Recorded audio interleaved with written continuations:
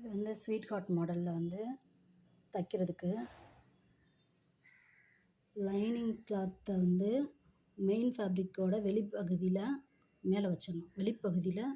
வெளிப்பக்கம் வர்ற கிளாத்தில் மெயின் ஃபேப்ரிக் மேலே லைனிங் கிளாத்தை வச்சு ஸ்மால் ஸ்டிச்சஸ், அதாவது 4ஆம் நம்பர் கொடுக்காம 2 இல்லாட்டி 3 லென்த் இருக்கிற ஸ்டிச்சஸ் கொடுத்து நீடில் தையல் மிஷினில் இன்சர்ட் ஆகும்போதெல்லாம் ஸ்டாப் பண்ணி லிட்டில் டர்ன் கொடுத்துக்கிட்டே கிளாத்தை வந்து டர்ன் பண்ணிக்கிட்டே ஸ்டிச்சஸ் கொடுத்தா கரெக்ட் ஷேப் கிடைக்கும்.